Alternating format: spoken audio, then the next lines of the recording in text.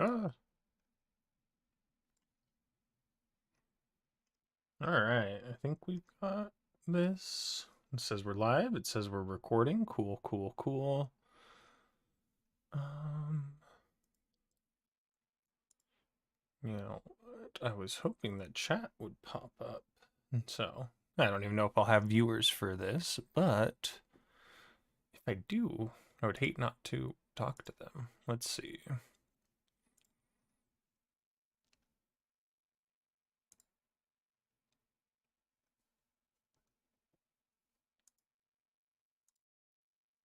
There we go.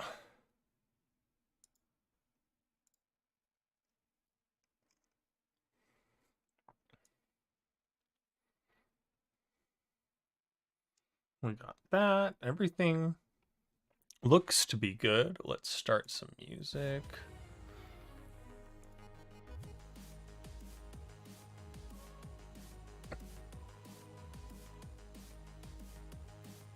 Let's turn. Actually, let's turn that down a bit.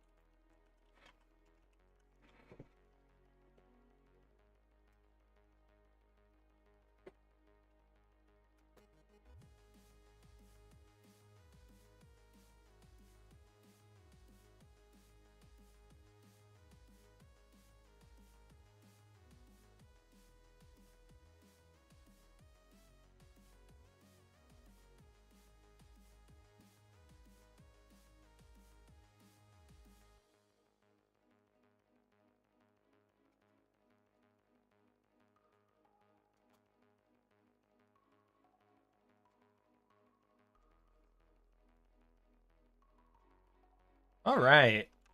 Welcome, welcome, one and all, to the Absolute Philosophy tier list. We're going to go through and we're going to talk philosophy, obviously, but the issue with tier lists is the first thing out of the mouth of anybody to make a tier list is, this is only my subjective opinion. This is in no way objective, yada, yada, yada, yada, yada. And to a certain extent, they're right to make that disclaimer, but to another certain extent, they're stupid to make that disclaimer. And so, in the absence of such a disclaimer, we have structured our tiers for this as such. We have Ugh, go play outside instead. They're at least productively wrong. I'm aware of novel things they've said, but haven't been bothered to read them. I should read them more, considering how much I've left behind them. If they're wrong, I'm wrong. And some influences are too deep to name. This is entirely going to be structured around the impact that these thinkers have had on my own personal thought and where they sit in my own ideological history of philosophy. The philosopher Slavoj Žižek says many a times that any given history is always a work of ideology par excellence, because where one chooses to say philosophy starts and where philosophy starts, or where philosophy stops, is a very ideological predicate, and the way that you go through and make that distinction is always an ideological move of sorts. And so as opposed to trying to fight that ideological move, we're leaning into it, and I want to really give a glimpse into the ideology of Autist's Guide to Ideology. And so we're going to go through. I scoured through the list of philosophers A to Z on Wikipedia, got a bunch of people, went through, added a bunch of people who are not academically philosophers, but I think ought to be considered in with them, especially for the impact that they have had on my thought and others' thoughts. Then, to round it out, we have some kind of oddballs, but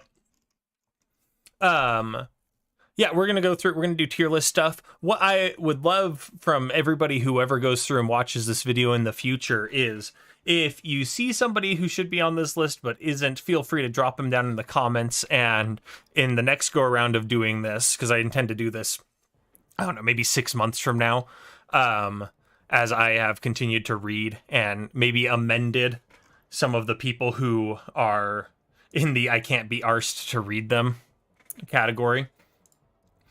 And this also is just a way for me to go through and one, I will hope to expose people who maybe aren't familiar with philosophy of the last 30 years into places that might be accessible inroads for them, as well as disseminate my own accumulated knowledge of kind of interesting philosophical anecdotes and whatnot. Now, this is a little... Yeah, Omnis is right. Let's see.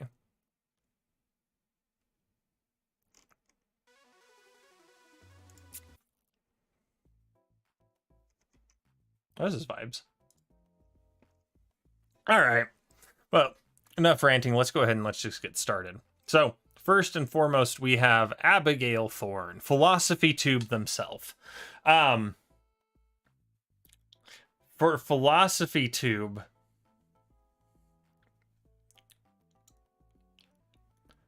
I think we're going to put them in the productively wrong category. So, I have not watched Philosophy Tube's content for at least 3 years.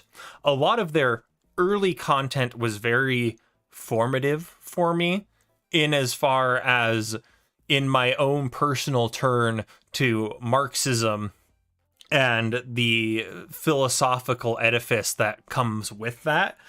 They had a lot of videos early on that were much about giving kind of just like some base level knowledge. They have some videos on Kant, they have some videos on Hegel, videos on Marx, etc., etc. And both myself and others who have gone back and kind of looked at those videos have been like, they're kind of mid. Now, to their strength, like, a lot of their videos, while maybe not in a maybe not the most philosophically rigorous thing out there, they are very skilled in as far as video production and like script writing goes. In my heart of hearts, I would love for them to maybe transition away from doing video essay content at all, and maybe seeing them leaning further in to maybe doing scripted comedic work. I used an older batch of images for this, but a person that was supposed to be on here is the person who runs Existential Comics. I would love to see Abigail Thorn go through and do maybe short form sketch comedy that better exemplifies maybe their desire for acting and such, because again, I haven't been impressed by the little bits that I've seen out of their videos. Yeah, if you have something about them that you think is worth engaging with from the last 2 years, again, at me about it. Okay, all right, that's what I thought. So, next up, we have Adam Smith, the OG granddaddy of political economy. And they're going to get in the haven't been arsed tier. So, they're interesting in as much as they have... fun fact, he's very, very, very much against landlords. The original anti-landlord individual is not Marx. It is very much Adam Smith, as he thought landlords were a leech on property. And additionally, this is something that's very interesting about Smith vis-a-vis Todd McGowan. But according to McGowan, Smith only brings up the notion of the invisible hand twice. And really, there's somebody who, through my understanding of them and also political economy, the way that notions get wielded from them maybe isn't always the most interesting or productive. But I own The Wealth of Nations, but it's something that is so far down on my, there's something interesting to get out of this tier that I don't know how soon it's going to be before I read that. Next up, we have Adrian Johnson, and this is our first kind of foray into more contemporary philosophy. Adrian Johnson is, at least as I understand them, they are one of the kind of proteges of Slavoj Žižek. And aside from that, I know very little else about them, other than in the same way that Slavoj Žižek makes appeals to quantum physics to shore up his understanding of Hegelian Lacanian, not even shore up, but make appeals to. Johnston does it with biology. And so they're kind of on my radar of once I understand Žižek better, I would like to go through and see what they have to say as like a meaningful iteration on Žižek's work. All right. We have next up Alain Badiou, who is probably going to remain the top tier of I should read them more, considering how much I bluff behind them. For those of you who don't know, Alain Badiou is the philosopher of the event. What does that mean?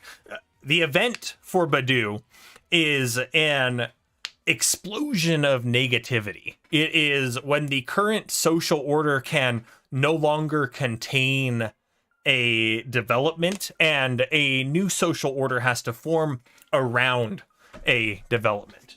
I have this book, which was recommended vis-a-vis the Y Theory podcast, Philosophy in the Event by Alain Badiou with Fabian Tarby. Tarby is a philosophical journalist, and they just kind of sit down with Badiou and have him articulate his whole edifice, really. And this is it's like 150 pages. Yeah, this has been recommended to me as something to read. Badiou is really an important thinker for me in as far as we're going to generally call them thinkers of negativity, thinkers of moments of radical openness, and how we can take advantages of these moments. Badiou is somebody I would like to engage with much, much more as we continue on doing this. Next up, we've got Alan Watts, and there's somebody that I almost probably should have nixed from this list because they're somewhere around here, but we'll put them here for now. But Alan Watts in the 60s was the big disseminator of basically Western Buddhism. This, what is now evolved into this, I don't know, I would almost describe it as this Californian Western hedonism, enlightened hedonism, almost to the point of ascetic hedonism.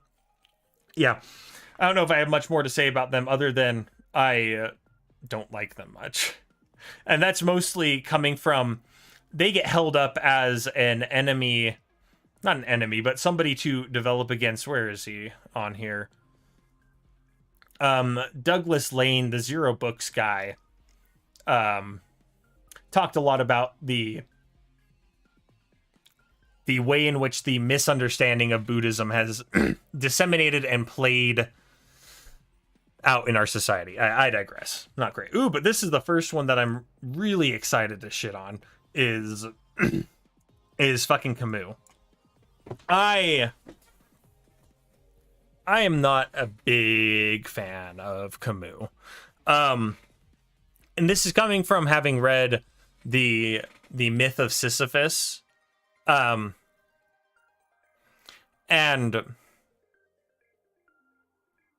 I think unless you are actively at a point in your life where your engagement with nihilism and your engagement with the ultimate meaninglessness and void of life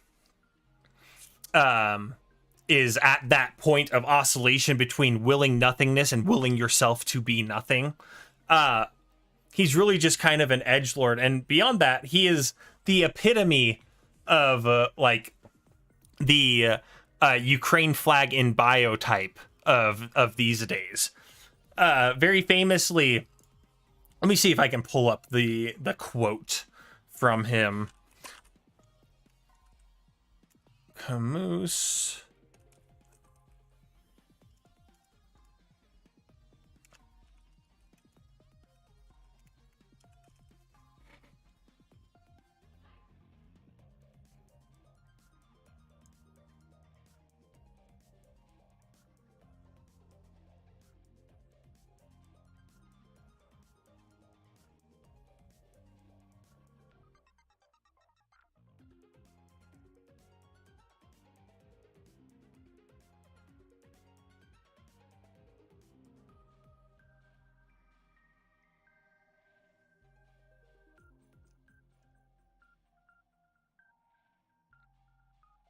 Yeah, there's this quote.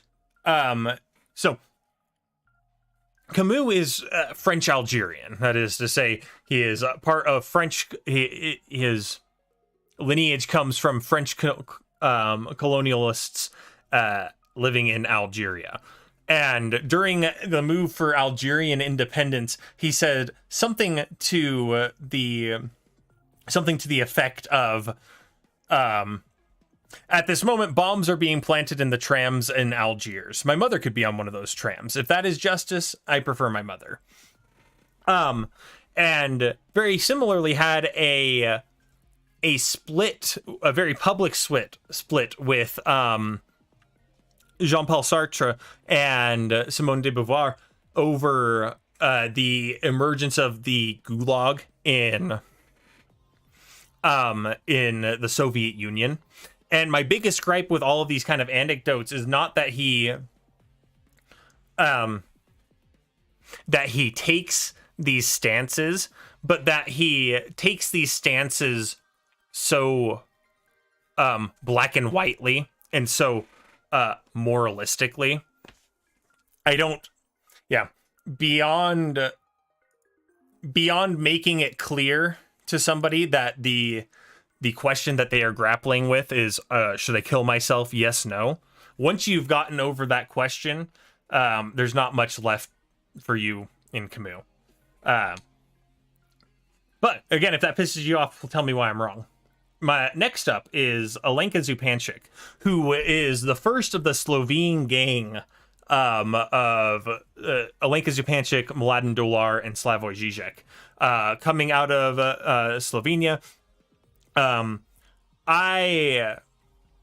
first proper foray into reading books from the Hegelian Lacanian edifice was reading her book, The Shortest Shadow, which is a book on Nietzsche and trying to reclaim Nietzsche from the crowd of Deleuze and Foucault. And they do this by tying Nietzsche in part to Alain Badiou's philosophy of the event. But really continuing this notion of Nietzsche as a thinker of negativity, of a thinker of the openness and the opportunity that negativity brings, that destruction brings. She makes this really, there's this chapter in Thus Spoke Zarathustra that is called At Noontide. And it's a very artsy and kind of, for lack of a better term, literary chapter, but it talks about the phenomena of noon, when the sun is directly above your head and you have two shadows, one splitting backwards and one splitting forward. And she uses this as a metaphor for the event. That is to say, at this moment of negativity, you are yourself split between two people, and you don't quite understand this. The best way to explain this is to use everybody's favorite piece of theory, Harry Potter.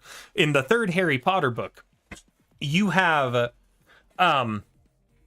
at the moment, and this is why atemporal literature and cinema is very big for this kind of crowd, because you need to get a little wibbly wobbly with time to really communicate some of the insights that they have. But Harry Potter, when he has to produce his Patronus for the first time, sits at that point of event. Of part of him is looking back, part of him is reaching forward as he comes back into the time, goes back in time with the time turner.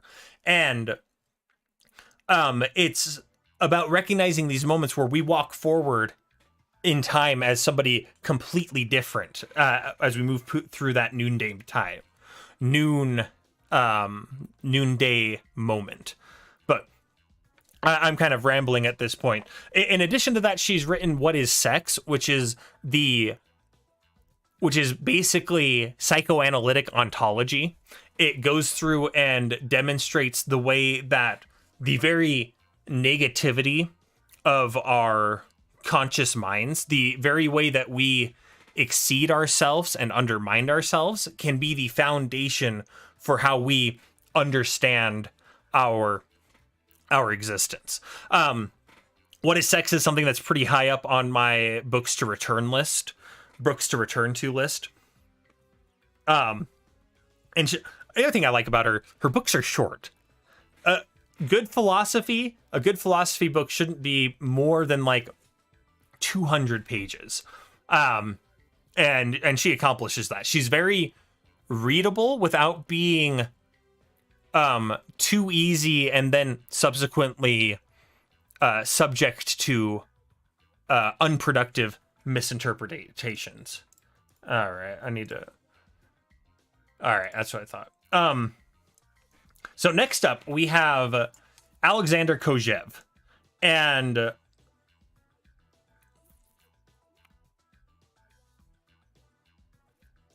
first let's put him above.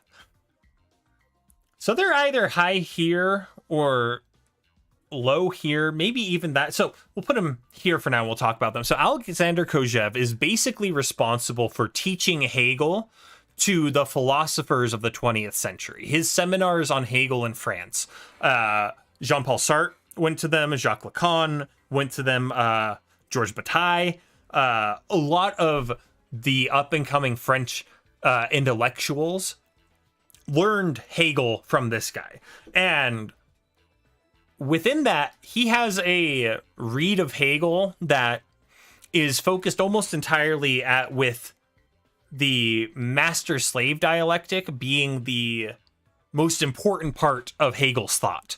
And this produces some interesting subsequent reads or misreads of Hegel going after that. Again, they're a very interesting character, to say the least. They're Russian-born, moved to France to teach Hegel. Yeah, they're interesting. We'll put them there. Okay, next up we have Angela Davis, and I think we'll put her probably in that realm.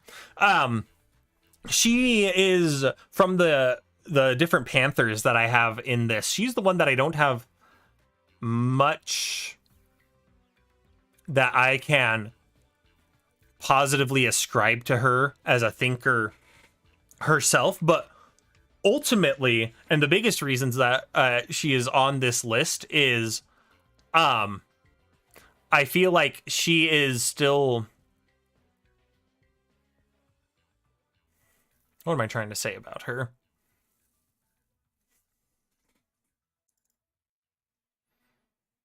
Regardless, I need to go pee really quick, so I'm going to be back.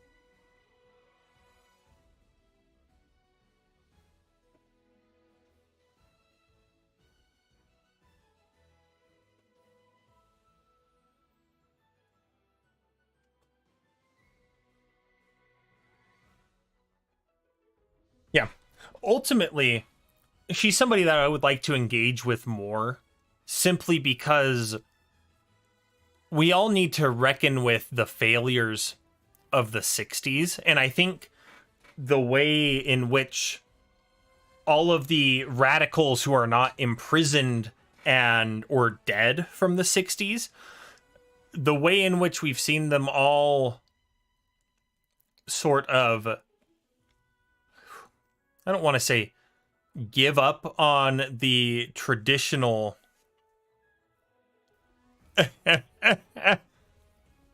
now, don't get me wrong, Christ is on here. We got Jesus will come up eventually. There he is. There he is.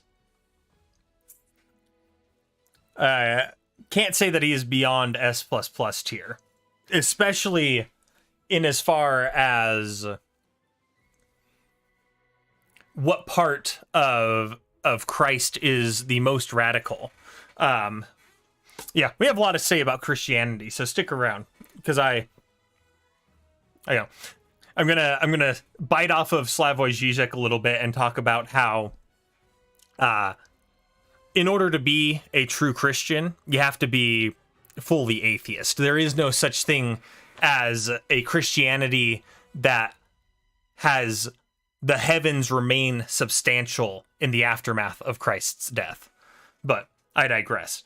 Next up, we have Anselm, who is one of those people that I'm not sure why they remained onto this list. I know they have some kind of naive proofs of God's existence, but the most productive thing I can say about them is if you are somebody who is interested in the edifice of philosophy writ large and are kind of like going through Wikipedia and like lists of famous philosophers to go through and be like, oh, I want to start reading philosophy, so I'm going to read Plato, then I'm going to read blank, blank, blank.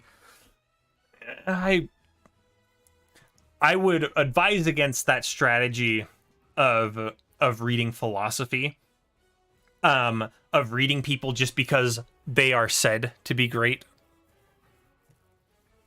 Okay, yeah, Kevin. So here is the quick drive-by on, and this is Zizek's opinion on Christianity, but this is Hegel's opinion on Christianity, and that Zizek adopts for himself. Basically, for Hegel, if you had to sum up Hegel's philosophy, it is that substance is subject. That means to say that there is nothing that exists that is wholly substantial. And this is why Hegel is very attached to Christianity, because he sees in Christianity a point in which the ultimate substance, the God of the philosopher, as it were, this substantial force that structures the beyond, that structures the very edifice of heaven, comes down to earth in the form of the most meager and pitiful human. And when Christ dies on the cross, it is not that the heavens are reinstated with all of their substantial glory. It is when Christ dies on the cross, God dies too. Hegel is very much the first Nietzsche in coming through and saying God is dead, but this death is good news. And this is all the more exemplified when Christ is resurrected and speaking with his apostles, and they're like, well, what are we going to do with you when you're gone? And he's like, wherever 2 or 3 of you are united in my name with love for each other, there I am also. The big point of both Zizek and Hegel on Christianity is that the radicality of Christian love is this absence. It is the absence of Christ. It is the absence of any sort of divine guarantee that actually has the power to unite us as a community of believers. I hope that made sense. And we'll come back to it and double down on it when we're talking about Hegel, Zizek, and Jesus. But like, it's a very important notion for Hegel to demonstrate that there is no substantial authority anywhere. Not in the heavens, not in the cosmos, not on Earth. And one of the mistakes that Marx makes in his own reading of Hegel is to throw out the stuff about Christianity, and in doing so, Marx goes through and reintroduces substance into the world vis-a-vis the substance of capitalist production. But at this point, like I said, I digress. This is a little too poppin'. Yeah, this is a little more vibes. Okay, next up, we've got Gramsci, and they're probably pretty high tier in here. So Gramsci is an Italian communist who is writing and thinking in the preambles to World War II. Then as the fascists take power in Italy, he is put in prison, and because he is a very sickly man, he eventually dies in prison. But during the time in prison, he's able to write. And his main thing is like, okay, where did we go wrong? Why did the fascists win? Why did the fascists take power here when we were organizing and the communists had all this strength, et cetera, et cetera. And his work is very interesting because since he's in prison, he's not able to write explicitly. So he has to write in this very abstract style. But a lot of his work goes into the notions of like, how does media play a role in political organization? From my understanding, they become very influential on figures like Althusser, who are trying to talk and develop notions of ideology. And so there's somebody that I would like to read. And I think, and I think they only have the one book. And so it wouldn't be as hard of a lift, but it's never something I have done. All right. Next up, we have Marcus Aurelius. And I think we're going to put them in the productively wrong. And implicitly with all of them is pretty much any other Stoic philosopher. I feel like there are a lot of different condemnations that can be made of the Stoics. But ultimately, and I find myself in a very similar...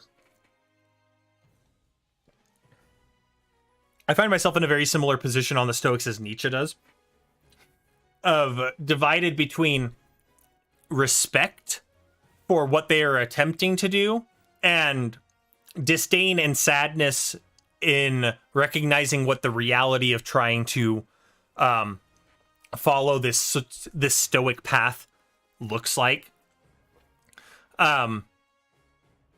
Because, how to phrase this? For me, the Stoicism is all about trying to hold at bay the negativity that exists in all of our lives. The way in which we are confronted by entropy and chaos and inconsistency in our worldview. And we are confronted by the fleeting nature of our desires and the hollowness of what we have desired once we have gotten it. And for the Stoics, the response to this phenomena is to retreat and try and weather this storm. Whereas the Nietzschean response is to reject this and try and ride the storm. But I digress.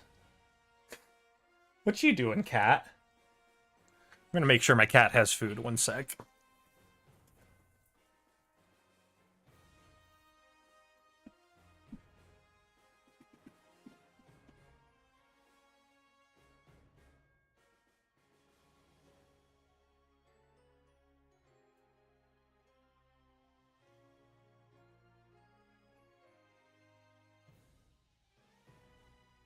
All right.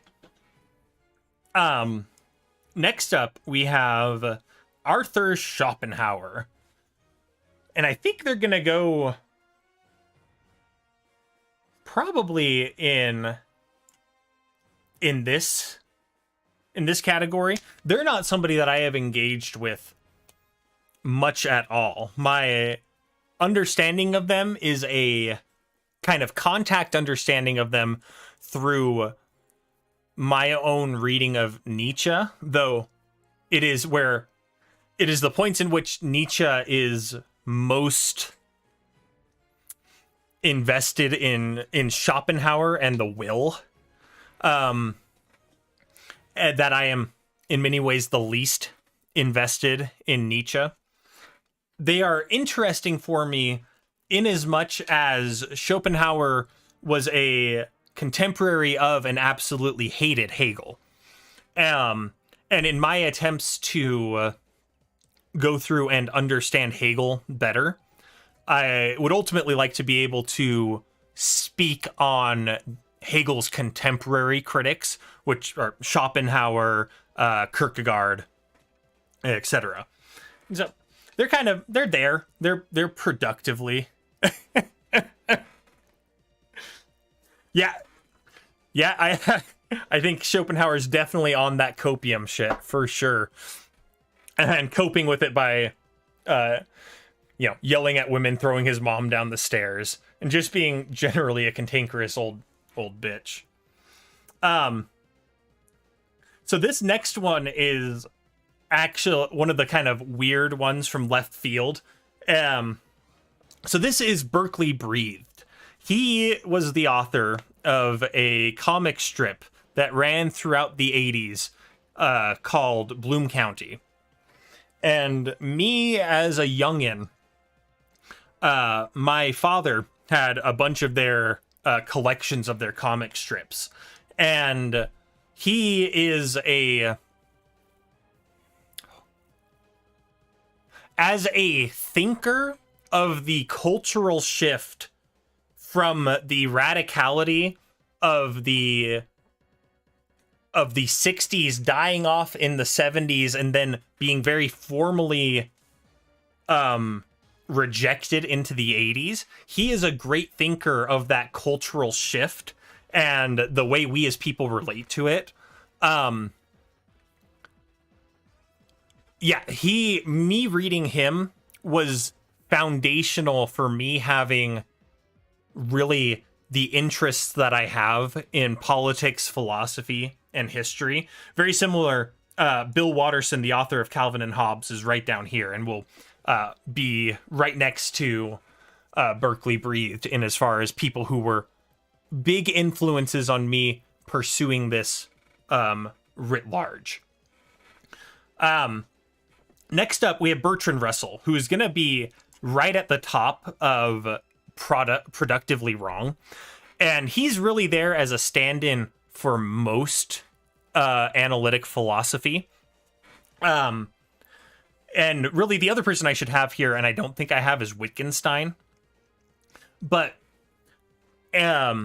Russell, I think, is responsible for the biggest insight to come out of analytic philosophy, which is his response to, I think it's Eric Cantor, who first tries to set up set theory.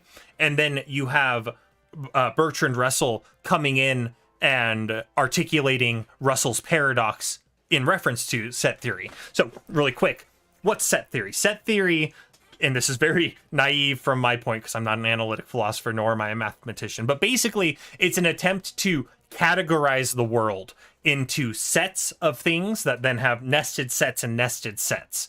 And in doing this, meaningfully articulate and categorize the whole of the world into nice, neat little boxes. And Russell, in evaluating, again, I think it's Cantor's work, goes through and says, okay, so I get what you're saying here with all of these sets, but let's imagine for a moment a set that is the set of all sets that do not contain themselves. Now, this set of sets that do not contain themselves, does it contain itself?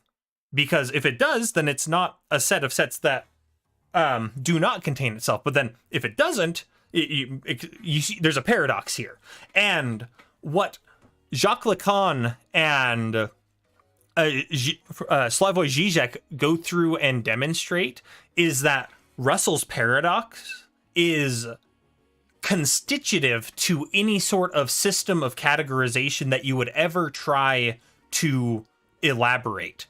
Any system of categorization, any context that you would like to articulate is always going to have all of the contradiction, all of the inconsistency of that sphere built into one of its points. A great example of this is in Sublime Object of Ideology. Zizek makes this point about commodities. You can have the commodity of gold, the commodity of silver, yada, yada, yada, but eventually you get to the commodity of labor, which is in and of itself a contradictory commodity that is able to actually produce value. And the whole inconsistent field of economics gets constituted by the way that the contradiction of it gets coalesced into the form of labor. And so, TLDR, I would love to eventually engage more with analytic philosophy. But as I said, I haven't been bothered to do it yet. But again, I think Russell and Wittgenstein are probably the best in the analytic camp to engage with. Because I think I've left Wittgenstein off of this list, I'm going to talk about them briefly. In World War I, they wrote this book called the Tractatus. It's like the Tractatus Logisticus, some very fancy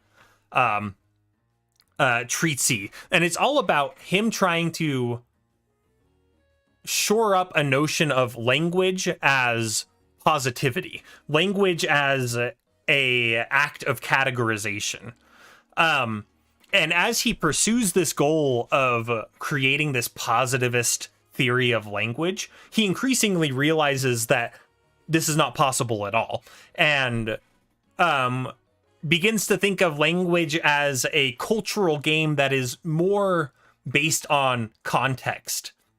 And he even goes so far as to say later on in his works that the author of the Tractatus, his first and most notable book, did not know what they were thinking and did not know what they were talking about.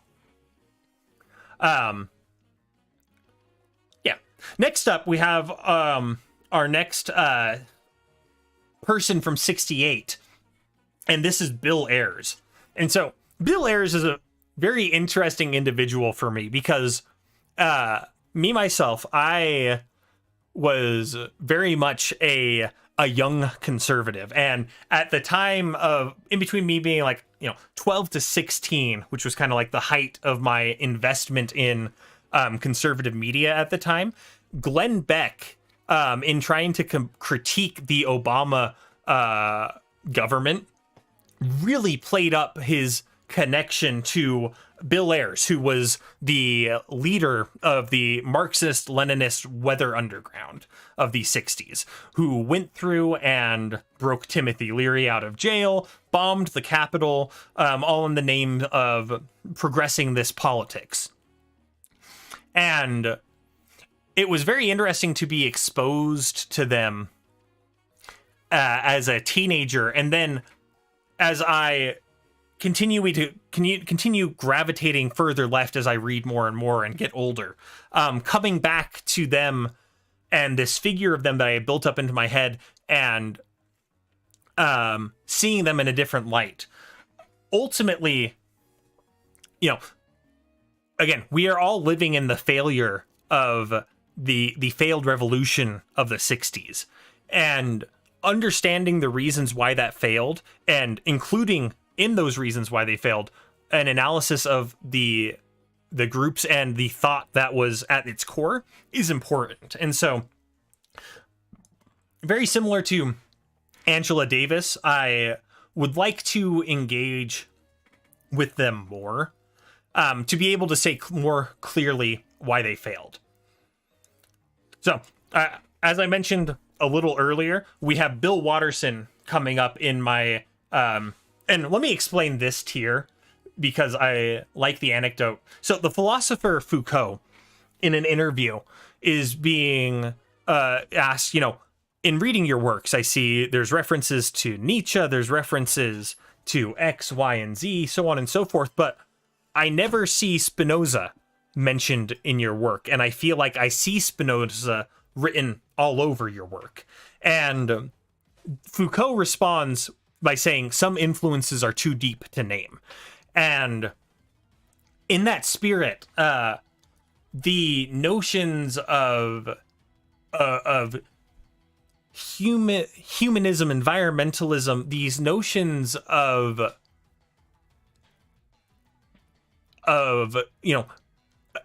almost a proto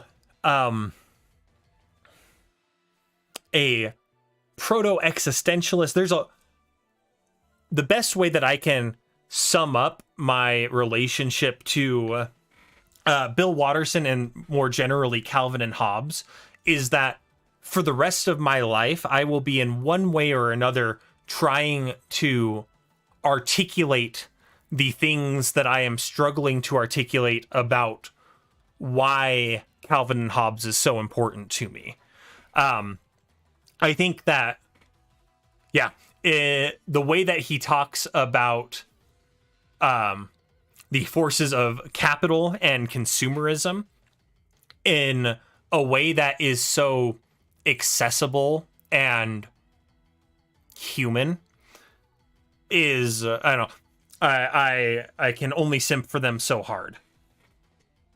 Next up, we have Blaise Pascal, who I appreciate them on several different levels.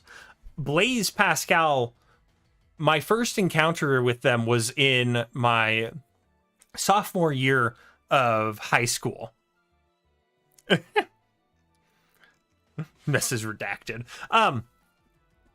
My first encounter with them was in my sophomore year of high school, and it was in my AP European history class. We're talking about different European philosophers, and I get communicated to me the notion of Pascal's wager, and I am nearly dumbstruck in the classroom because 15-year-old me had been very explicitly living Pascal's wager in relation to the faith of my upbringing, and having to come face to face with the fact that somebody else had thought of the thing that I had thought of put me into this position of recognizing that if I think I have had a novel thought, somebody else has probably had it before me and said it better.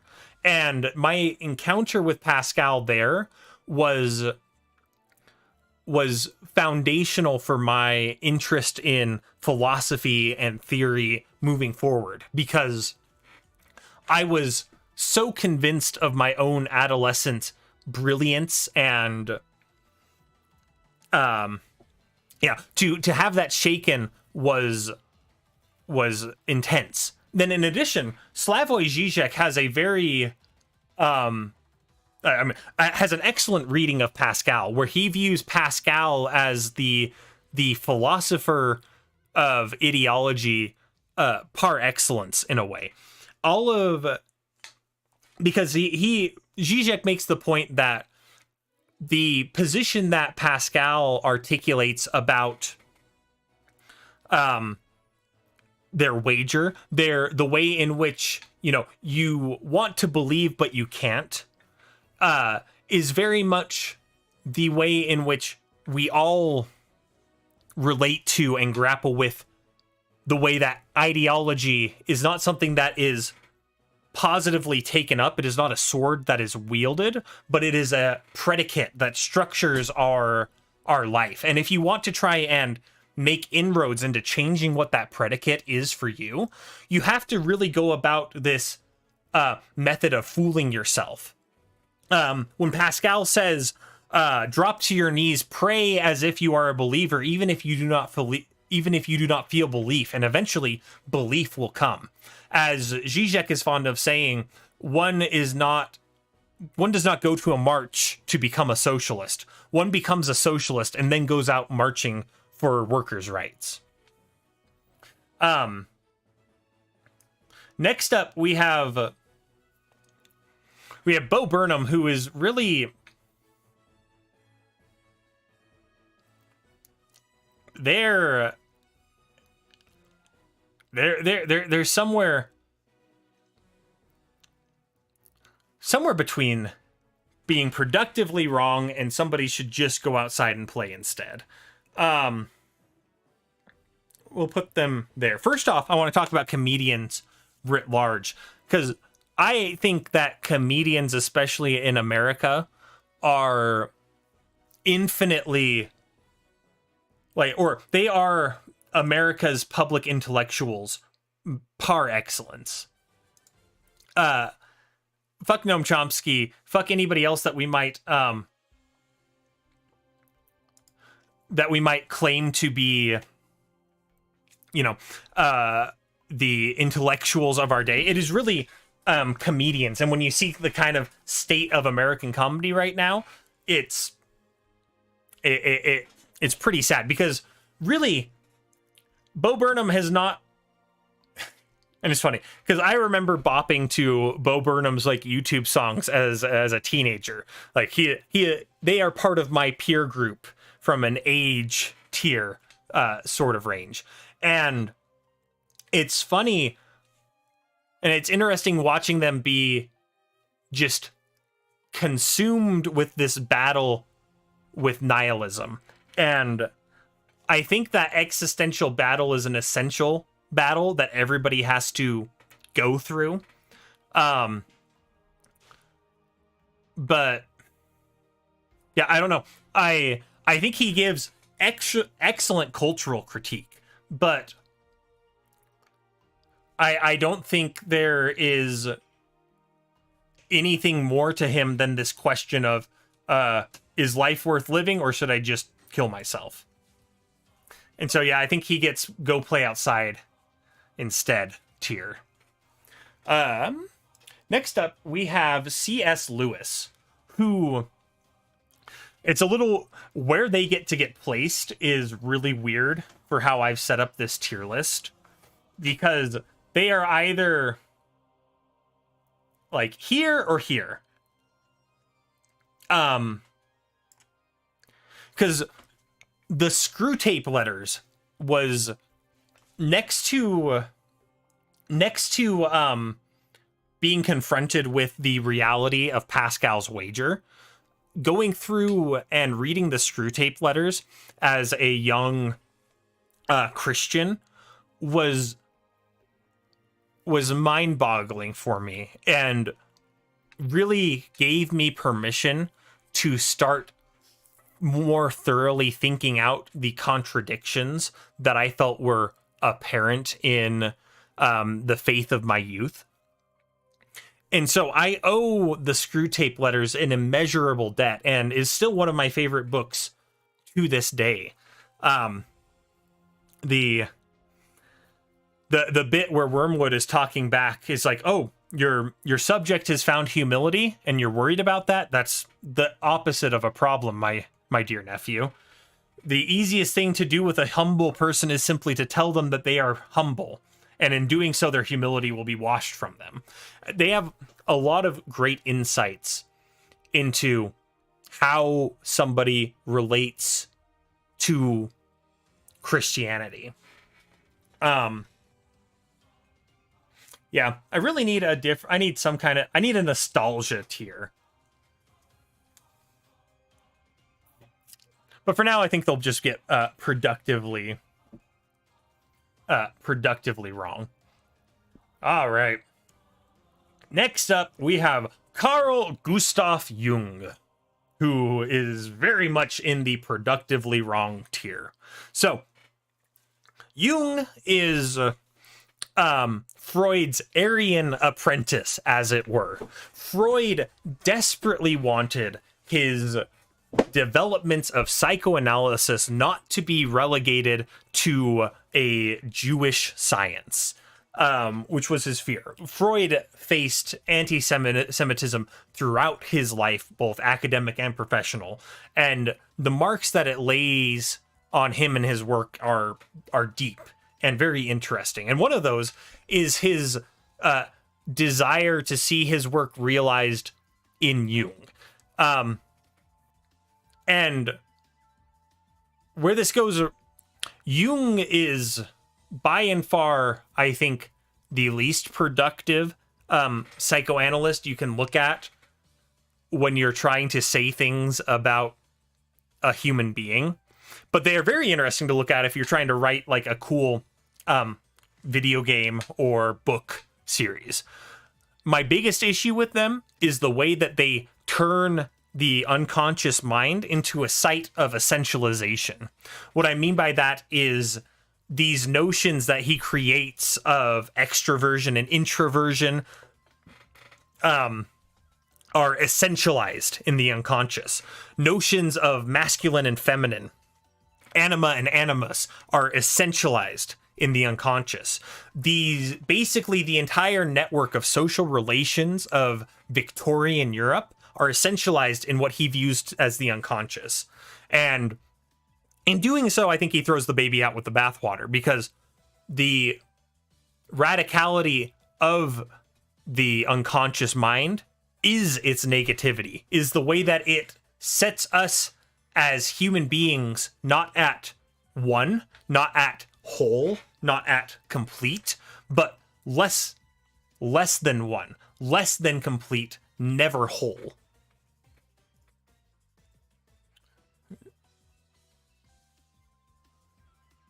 All right. Next up, we have Claude Lévi-Strauss. And they're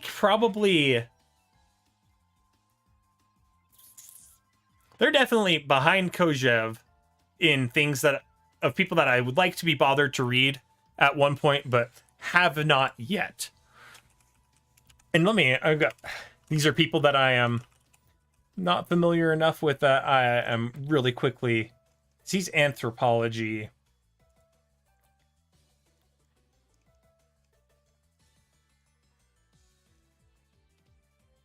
Yeah, basically, Lévi-Strauss goes through and he develops a system of anthropology that is based on different familial relationships. It's like, basically for him, it's like, he goes through and says, okay, if you understand the father-son relationship of a culture, the father-mother relationship, and like all of these different formal relationships, it is through this structure that we can kind of understand things more. And by how poorly I'm talking about them, you can see the extent to which I understand them. But Lévi-Strauss and Saussure are the theoretical foundations for a lot of the structuralist and then post-structuralist, whatever you want to call post-World War II philosophy coming out of especially France.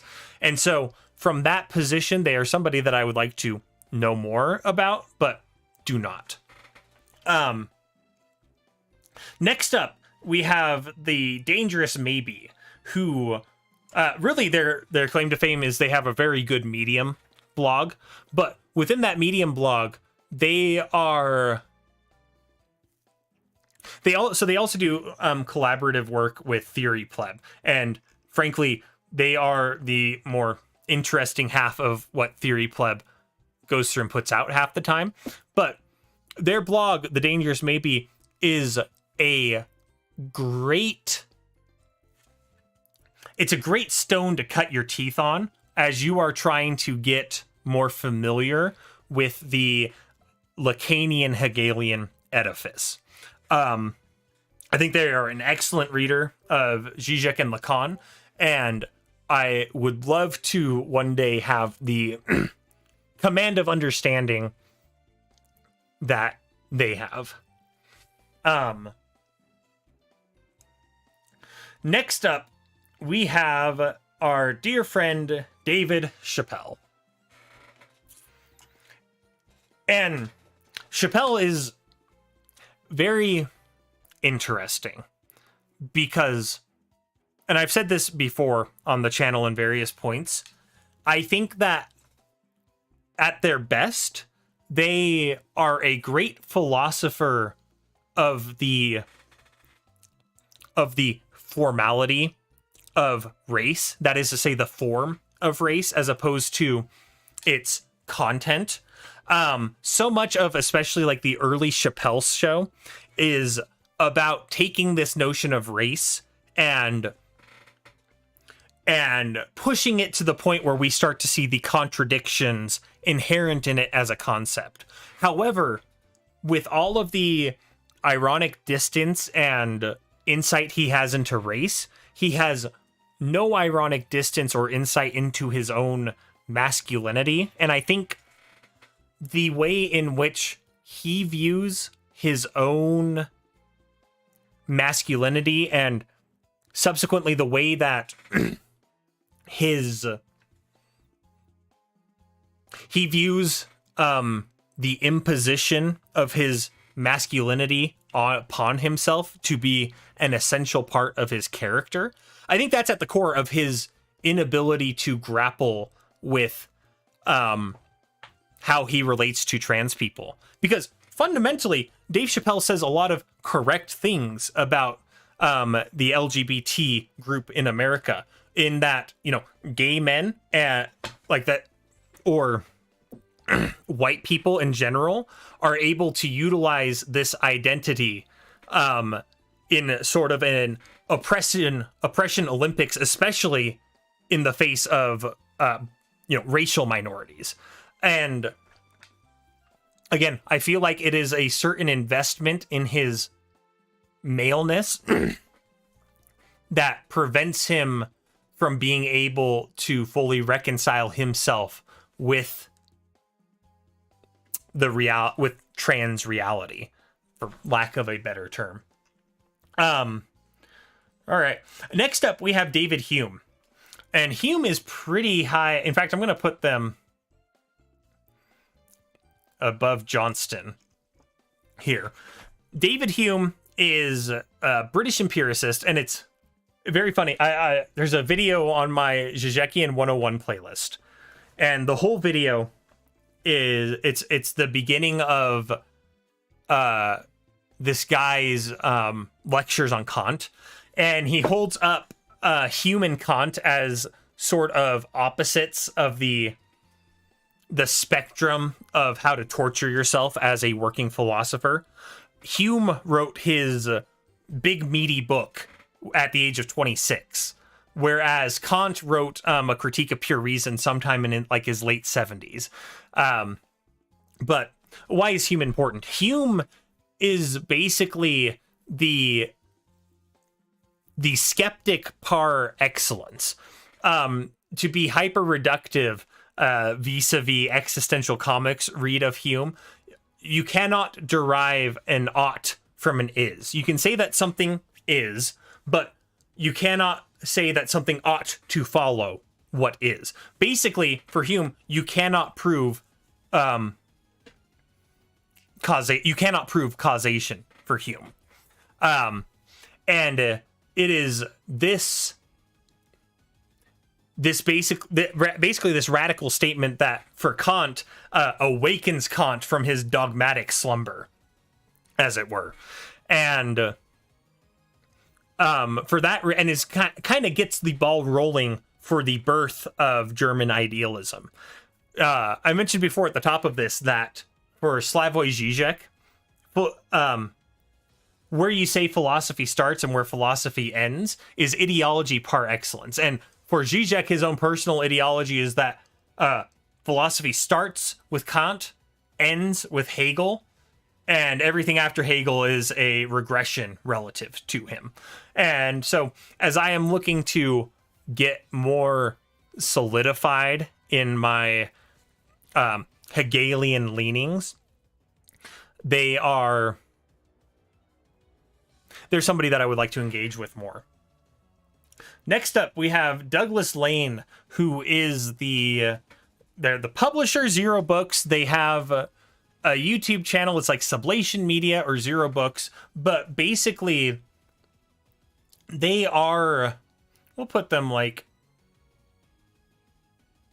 here.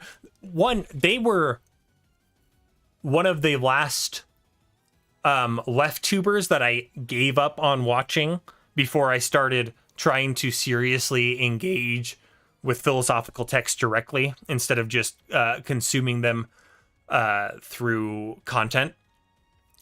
Because him more than anybody else is, I don't know, what am I trying to say about him? I respect his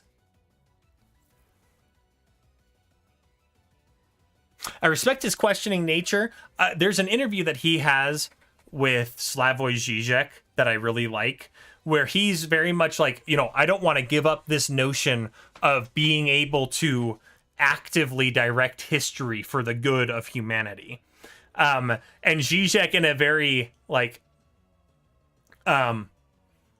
in a very compassionate way, he's like, I hope that in the aftermath of the revolution, when we are both found to be counter-revolutionaries and put into the gulag, that we can share a beer together. As Žižek very much wants a revolution so radical that by the end of it, he himself will be viewed as a reactionary. But I digress. All right. So we have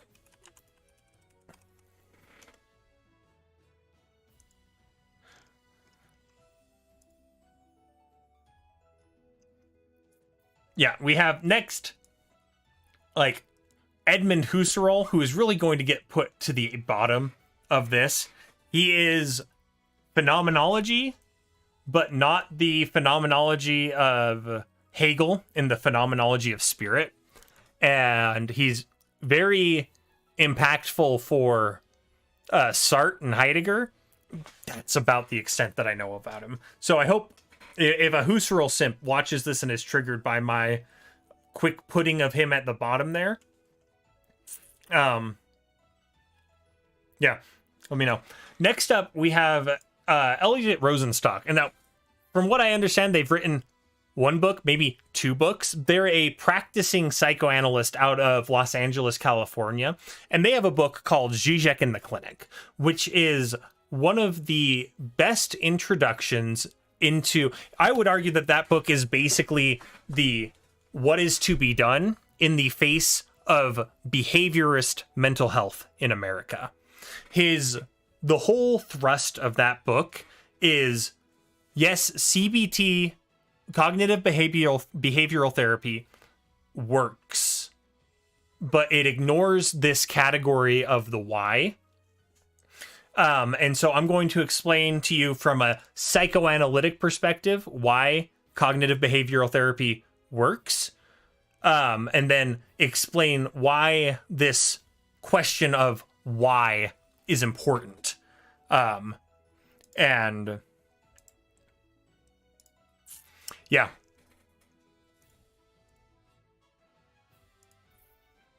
All right, next up we have Levinas, Emmanuel Levinas, who is next in the list of people who made it onto this list because I recognize their name so much in the way that other people talk about him, but have very little to say about his thought on my own.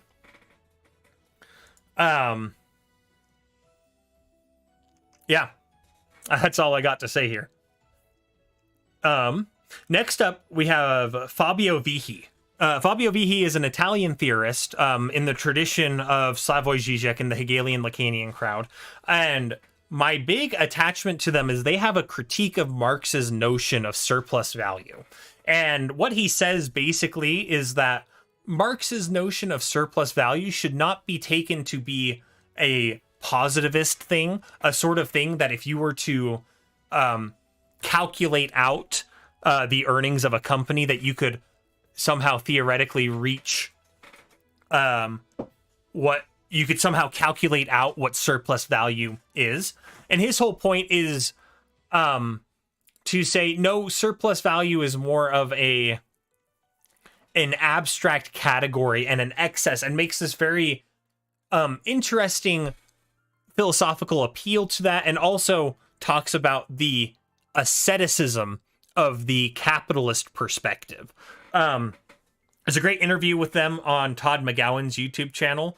That, I'll be frank, is that plus an interview he does with, I think it's like the Scottish Lacanian YouTube channel that exists, that constitutes my whole knowledge of his work, but I've liked what I've read so far and would like to read more about them. And what I have read about them is something I'm willing to bluff that I pretend and say that I understand more. Cool. Next up, we have Ferdinand de Saussure, who we're going to put them right behind Alain Badiou here. Saussure is the father of Saussurean linguistics, this notion of we don't have words, we have signs, which are comprised of a signifier and a signified. And signifiers gain their signified meaning through their relationship with other signifiers, basically moving away from this positivist, descriptivist form of language. And that is hugely influential to everybody who comes after him, who is working in the French school. Yeah, definitely somebody that I would like to read more of, because I have not read anything of theirs, and I talk an awful lot about Saussurean linguistics. Yeah. All right, next up, I think this is stupid scientific method guy. Let's see here. Yep, Francis Bacon, that's right. Yeah, go outside and play it instead. And really, with my condemnation of him, we should condemn Karl Popper as well, and notions of falsification. And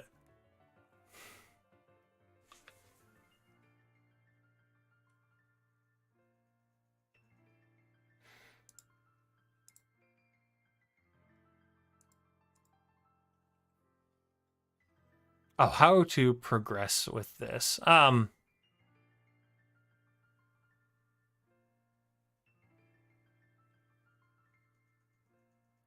Basically, what science wants to say nowadays is, or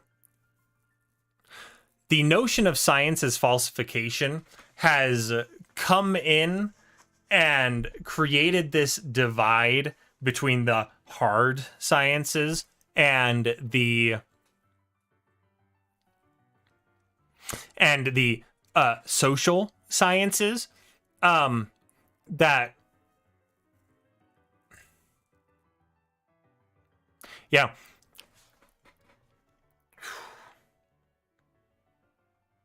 I'm planning on doing a video on Joe Rogan that's going to touch on why falsification in the scientific method is not all it's cracked up to be.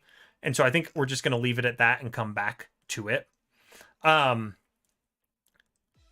Fanon is they're definitely in the I should read them more, considering how much I bluff behind them.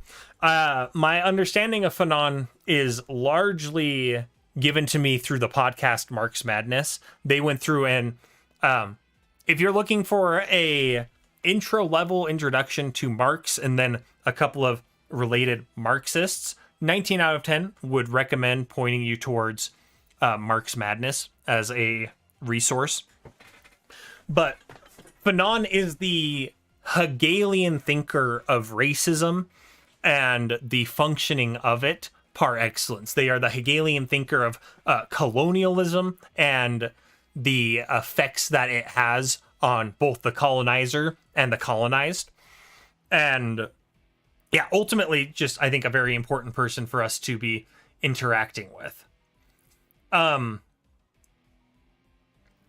Franz Kafka is, we'll put them here, as Kafka gets held up as a literary example for the Hegelian Lacanian crowd frequently.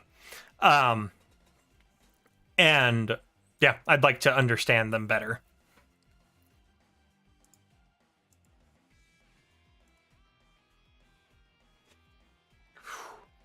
Oh man, it's hot in here. I'm gonna go open a window.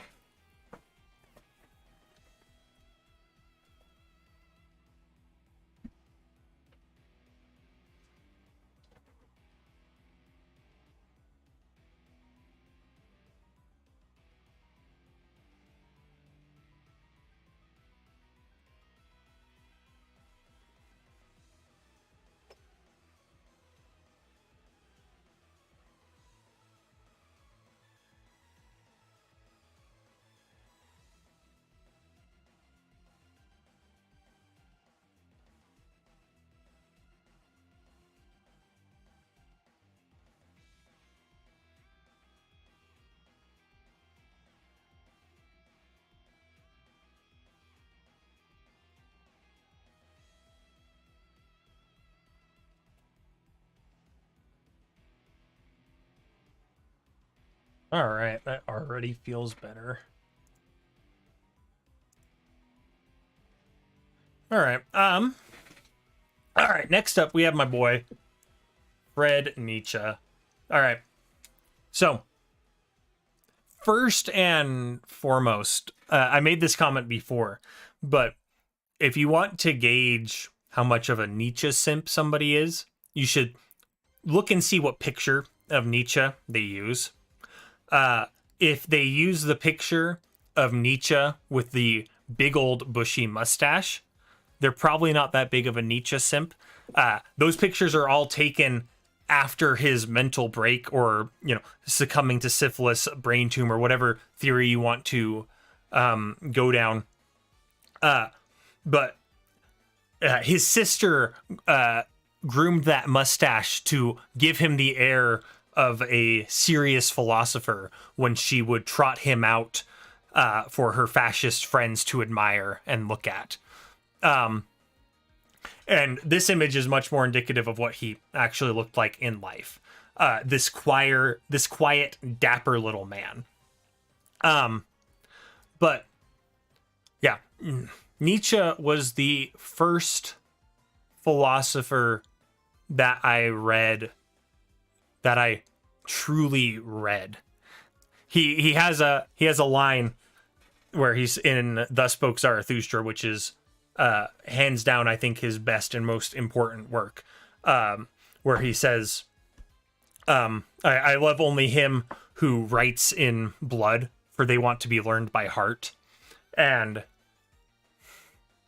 I've said this kind of before about, for me, Nietzsche is not a philosopher of the will to power, but of glorious self-destruction, of breaking open oneself and destroying oneself in order to find the new, of finding the points in which you are still invested in X, Y, or Z thing and destroying them so that you can go further. No matter, and Nietzsche, ultimately, with any philosopher, any thought that you are going out to read, your goal in this thought should never be to justify the edifice and everything that somebody says, or even reconcile what you find important with somebody in relation to what other people say is important, or that reading of somebody. I'm firmly convinced that most philosophers, when they try to find something that is inherent in somebody else's thought, they are really just projecting these things onto that thinker. And that's not a bad thing, but I think we should just be honest with ourselves. But regardless, very similar to the way that Bill Watterson and Berkeley breathed impacted me. For the rest of my life, I will be trying to reconcile what I think is radical about my encounter with Nietzsche's thought with everything else that I am thinking. Oh boy, I've been doing this for an hour and 20 minutes, and we're 6, 7, 8, 9, 10. Wow. How many in a row? 5, 10, 14. We have 6 rows left. So we're not even halfway there. We're like, let's see if we can get halfway at the very least. Okay, Frederick Engels. Yeah, they are pretty much, where do we put them?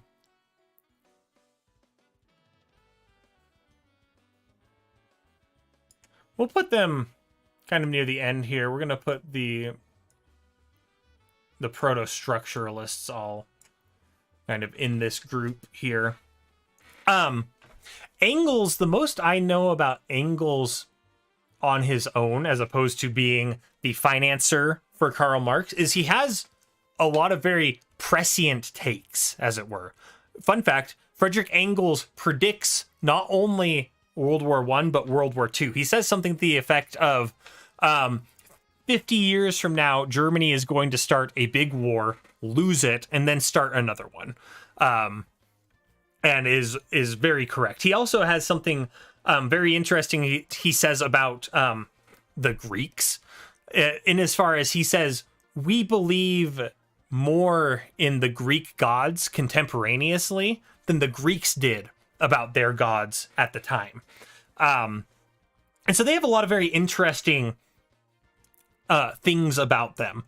And eventually I'd like to read more of them.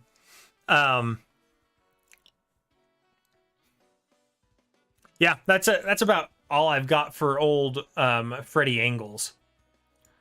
This is Fichte? Schelling, okay. Yeah, Schelling gets to go right next to good old Engels. A thing that's kind of funny about Schelling, though, I believe, so Schelling is a German idealist. They are contemporaneous to Hegel, but live kind of in, it's either Fichte or Schelling who's the person I'm talking about here. So correct me in the comments if I'm wrong. But Schelling eventually, after Hegel's death, is the one to go through and teach Hegel to not only Engels, but teaches it to Kierkegaard. And most notably, and this is going to come up when we get to Hegel in the next one, but what am I saying here? A lot of the great... there is a predominant misinterpretation of Hegel as a philosopher of thesis, antithesis, synthesis, and that is completely just not true.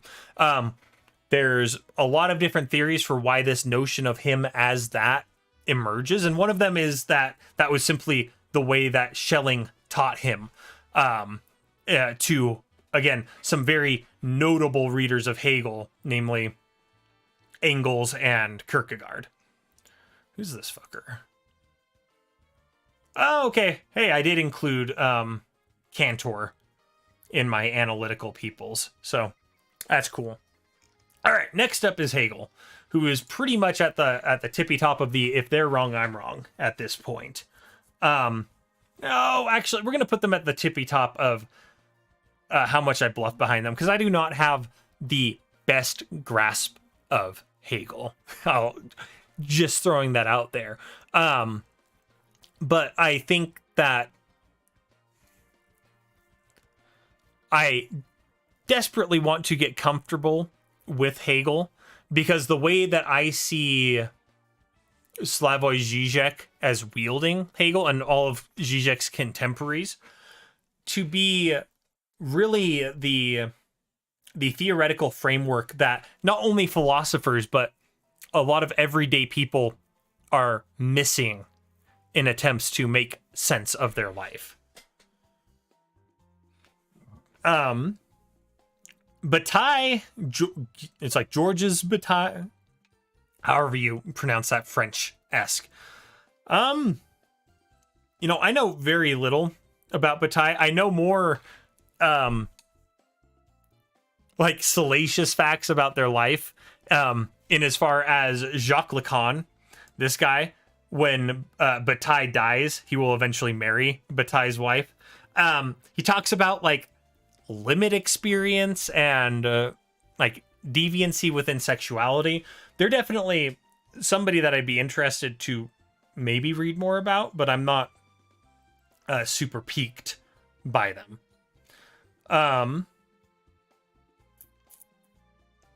All right. Next up, we have Gilles Deleuze. And they are... So they're interesting.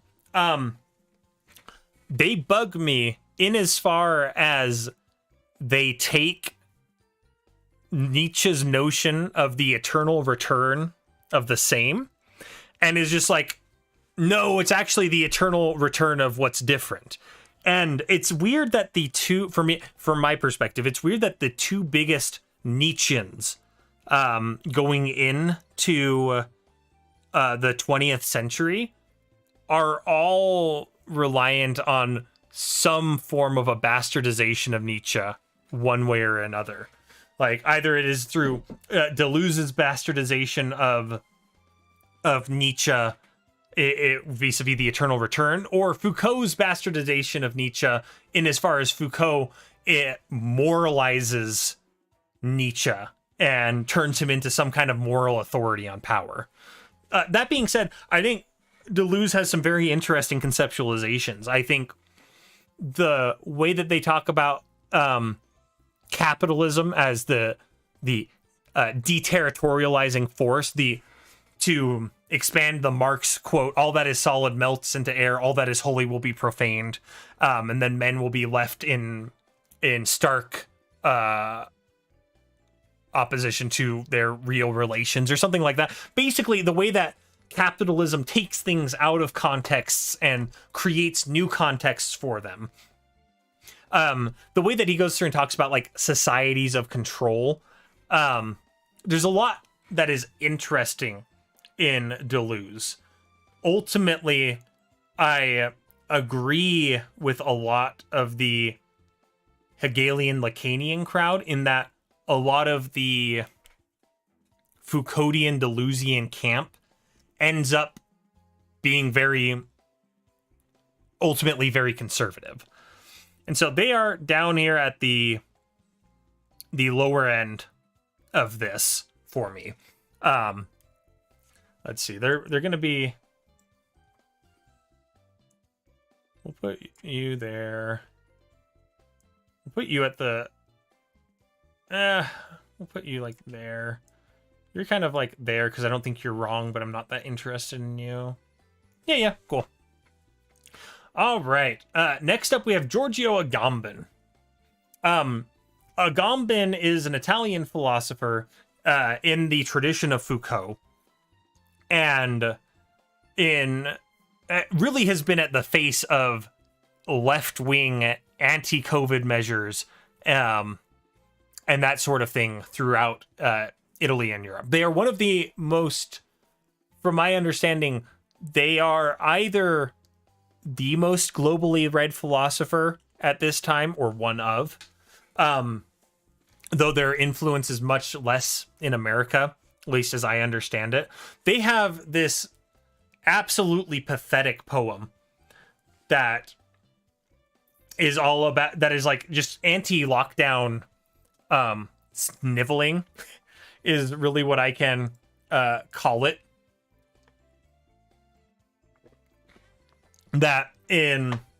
It's either in Pandemic 2 or Disorder Under Heaven that Zizek goes through and critiques. If that's interesting to people, let me know, and eventually I'll read that section, because Agamben is somebody that I recognize to be very important in the world, but is not somebody that I have a big take in. Next up, we have Leibniz, who is basically like, he is the last of the great metaphysicians before Kant comes along and kind of has to make a necessary leap from these these structures of metaphysics and into like the transcendental turn. Basically, I would love to solidify my understanding of pre-Kantian philosophy. I mentioned before, there is a video I'm going to react to of Joe Rogan, where we're going to talk about science and certain things. And his interlocutor, it's like Firas Zahabi, is this MMA guy who is very into, from what I can tell of him, very into Kant like philosophy up to Kant. And the way that they're able to wield them productively is very interesting to me. I don't know very much about them. I know they invented calculus. I know that they're what programming language is it that monads play a big part in? I don't know. It's always funny when I go to like programming conferences and I'll see like Pascal's name pop up on a talk and I'm like, oh man. And then I think about, oh wait, most people recognize Pascal for their mathematics, not for their talking about Christian ideology. And so I get sad.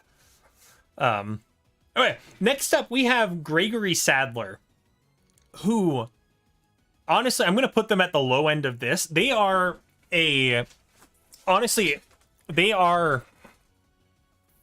the ideal, in my opinion, for what academic philosophy content should look like on YouTube.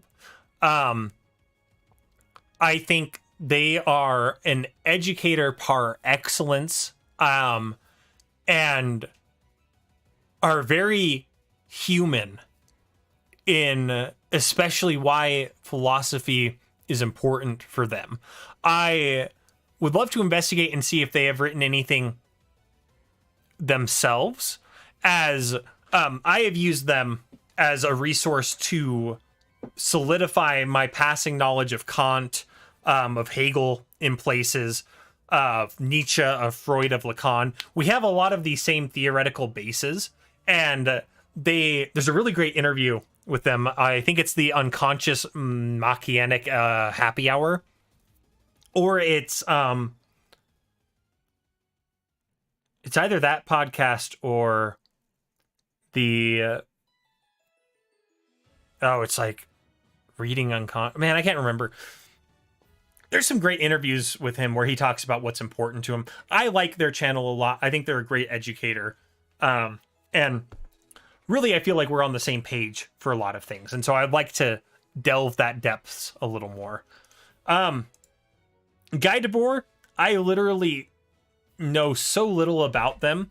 The only thing I know about them is that they have a map. Like, oh, okay, they wrote Society of the Spectacle. I couldn't tell you what more that means than just that. But they have a map of Paris that is just like all of the parts of Paris that they have traveled in their life. And I've always found that to be kind of cool. Really, that's it for me there.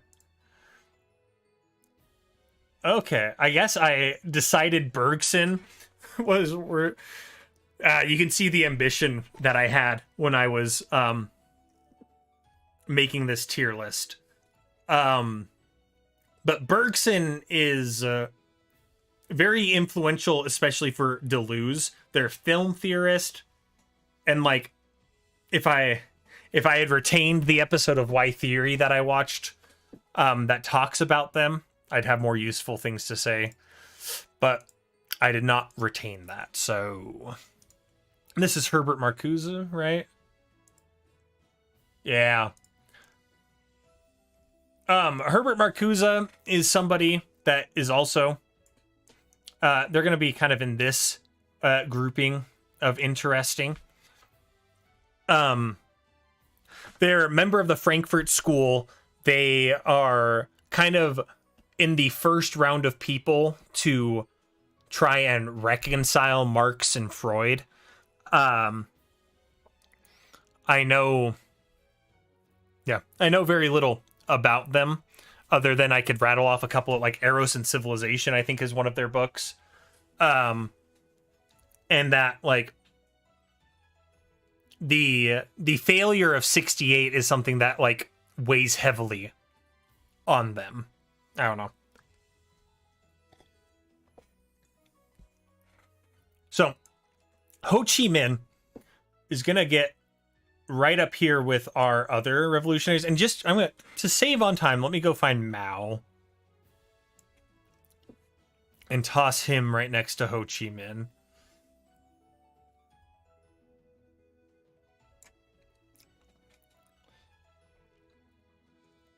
Lenin and Stalin are a little more unto themselves, I think. Ho Chi Minh is very interesting to me in as far as his writings, and this applies almost universally to all communist revolutionaries, but the way in which communist revolutionaries take inspiration, especially from Thomas Jefferson, is absolutely fascinating to me.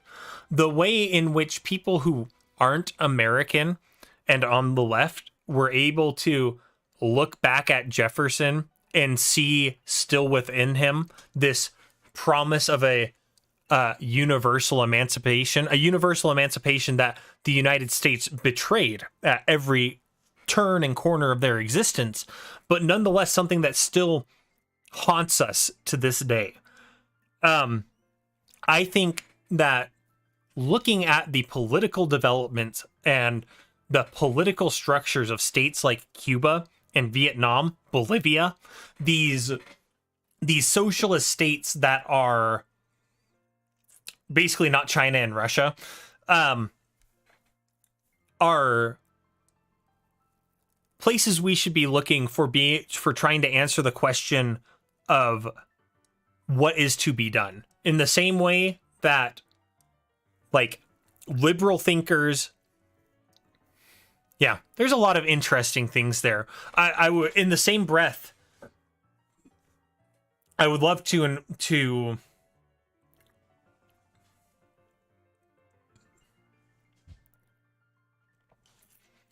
yeah, in the same breath, I would love to learn more about my brain farted. Next one. All right. We have Huey Newton, who they're going to get put in with the rest of their group here. But their notion of revolutionary suicide, of this almost Shakespearean notion of, and I think it's in Titus Andronicus, that the main character is saying to the rest of the characters in the play, you need to harden your hearts in anger so that you are able to carry out this revenge that must be carried out. This working in of existentialism into the revolutionary project in a very similar way that Mao did. Mao, when China was pursuing nuclear weapons, very famously kind of said at party addresses, you know what? Yes, China might be wiped off from the face of the earth and the whole earth might be destroyed, but ultimately in a cosmic perspective, that doesn't matter very much now, does it? And it's that same sort of cosmic perspective that I see inherent in Huey Newton's work. I would like to read their book at some point. Yeah.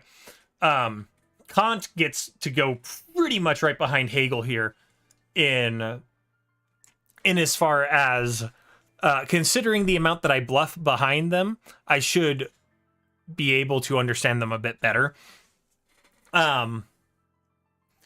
Because the turn that Kant makes from Hume's empiricism into German idealism, into these notions of universality and this promise of, I don't know, enlightenment reason. I don't even know what I want to defend in saying why Kant is important, but really they represent a very large philosophical chink in the armor of my knowledge. Yeah. Next up, we have Jacques-Alain Miller, who they're gonna get like.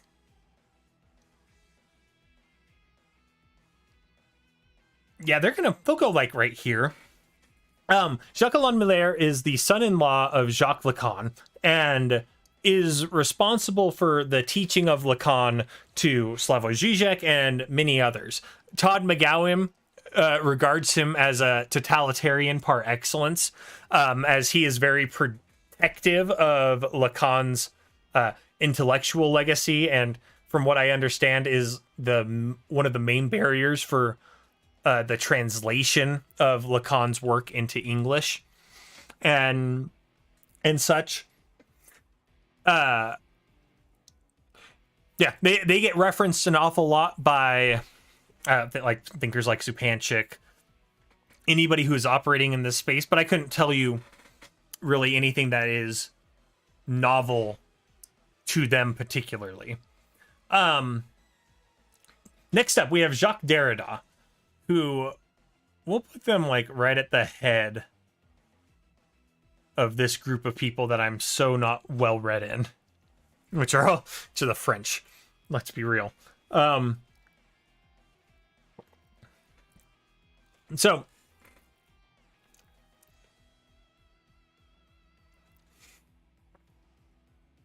how to even like sum up Derrida? Who fucking knows, man? 2, 4, 5, 10, 13, 18, 20, 25, 28, 30, 35, 40, 45, 50, 53. Okay, we're going to do 7 more and then we'll probably call it and do the other half at a later time. But, so Derrida is...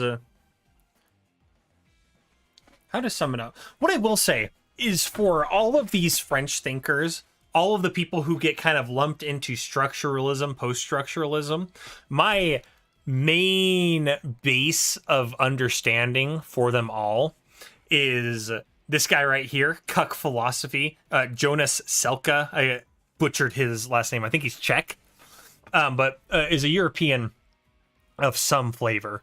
Their early work is some of the, I think, best work of early BreadTube, and gives at least a passable ability to wield some of these thinkers usefully.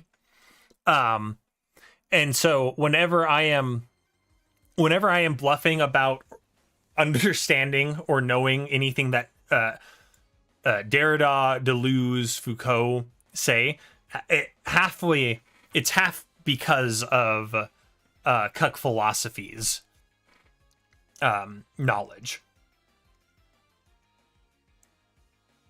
Next up, we have Jacques Lacan, who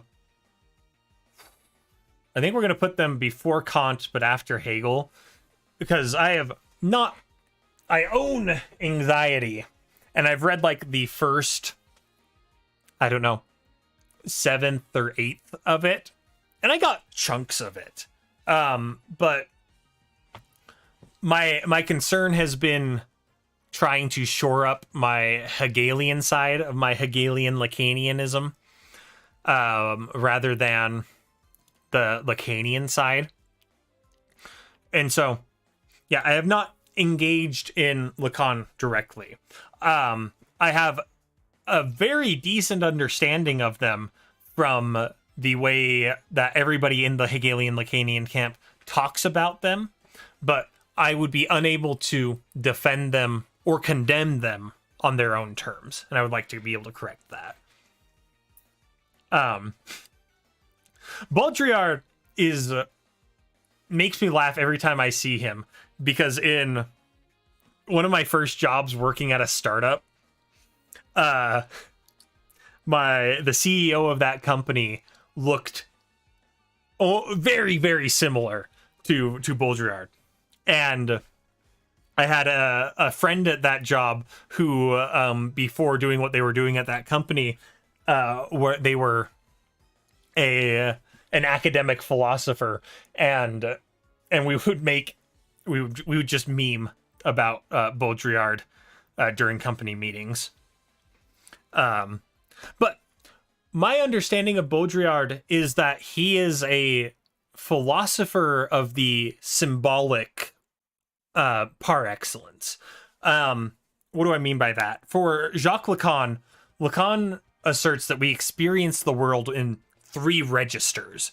There is the imaginary register, which is the register of images of sense experience and the basic foundations of the self. Then you have the symbolic realm, which is the realm of language and communication and ideology. And obviously I'm being very reductive here. And then the real is everything that escapes signification. The real is pure, it's negativity, it's chaos, it's the thing about ourselves that will continue to undermine ourselves into infinity.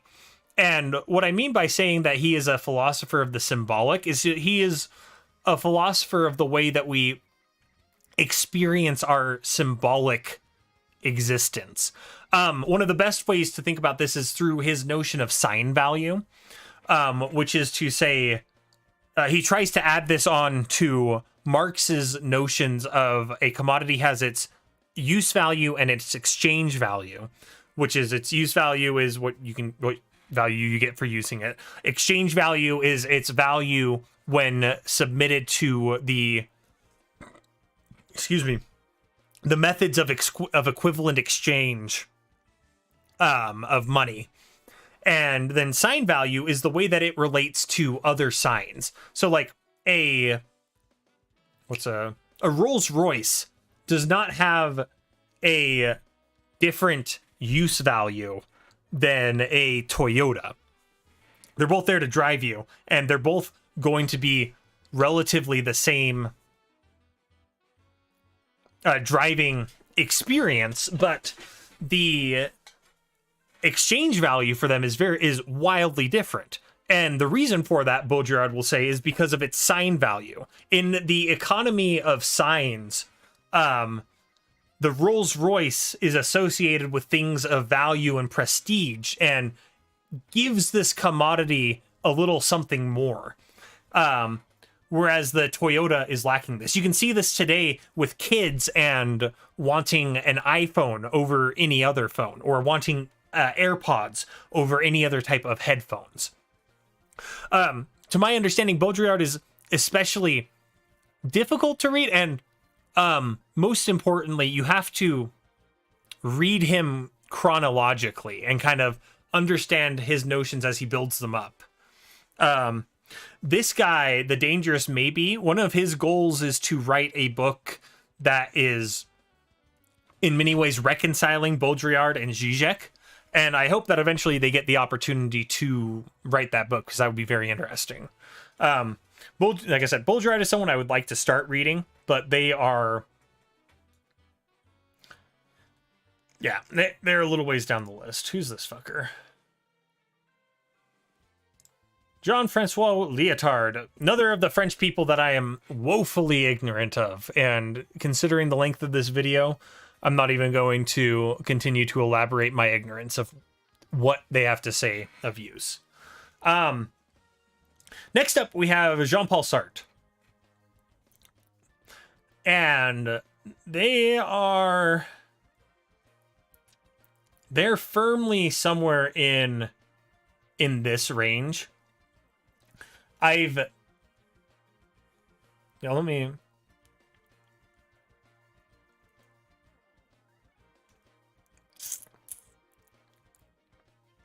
Yeah, so my particular knowledge of Sartre comes almost entirely from the Why Theory podcast when Todd McGowan brings him up, and from Existential Comics when the author brings him up. In my exposure to him, I have not been exposed to something about his existentialism that surpasses what Nietzsche has to offer for me. That being said, his foreword to Frantz Fanon's, I think it's Black Skin, White Masks, that he writes the foreword for, And it's like, that's the one bit of his work that I have read, and it's excellent. And he is like, again, coming around to seeing the way that he talks about Hegel when I'm better acquainted with Hegel would be a reason to go through and read him then. But I digress. So this is Jeremy Bentham, and I can't even think of why I want to shit on him. What does Bentham say ever?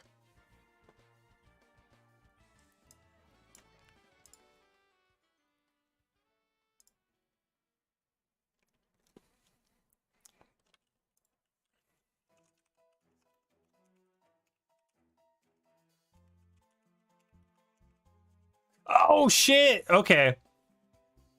Yeah, okay, that's why I wanted to shit on him. Let's find John Stuart Mill too. This, I think that's Thomas Hobbes.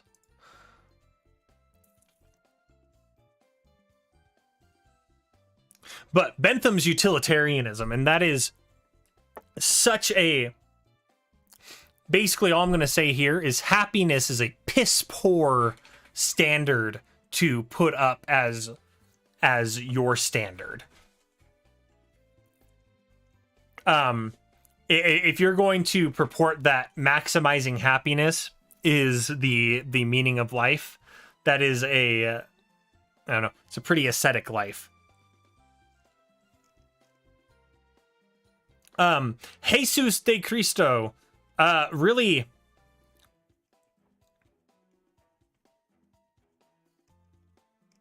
So there's a lot of different places that Christ could be put.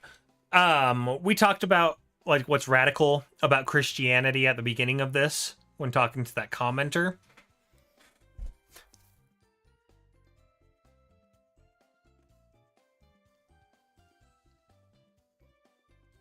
Yeah, and you know what? I think I'm going to say, like, go outside and play instead of reading the Bible.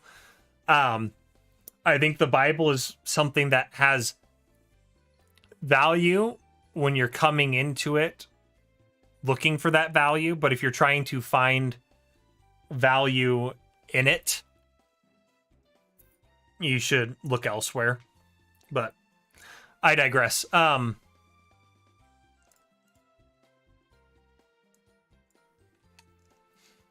Oh, let's just try and power through this. We can probably get the rest of this done in an hour. Joan Kopchek is next. She's going to be... We'll put her above Fanon, but behind... No, we'll put her above Saussure. Joan Kopchek is a Lacanian Kantian, who still kind of just runs with the general Zizek crowd. But they have they have a lot of very interesting thoughts. Their thoughts on gender, and the way that they critique Judith Butler is very interesting. The way that they go through and critique historicism and other elements are basically, like, I've mentioned this before, so I'll go into it in brief, but her theory on gender is basically there is only one gender, and that gender is the male gender, but nobody is actually male proper. There is the masculine ideal out there that is informing what it would mean, what you have to be in order to be counted among the male gender, but functionally everybody is just simply not male. And it is in that radicality of the not, of the you are not something, that we have access to our own, I don't know, singularity, as it were. So next up we have Joe Rogan, and Joe Rogan is going to be probably at the bottom of productively wrong. Joe Rogan is the best example of why of how we as a public are theoretically ill-equipped to engage in the world around us. And this shines through in a couple of ways really well with Joe Rogan. One, in the thought that I would argue that he thinks he is above ideology. I think he is one that would say that you just have to be a free thinker or some kind of other fetishization of thought and will. And in doing so, they mask the way that their own predicates blind them. What I will say in their favor, though, is that as an interviewer, they are an excellent hysteric in as far as they know how to question people to get them to talk about their own information. But as I've mentioned before in the video we're going to watch probably tomorrow with him in it, yeah, it's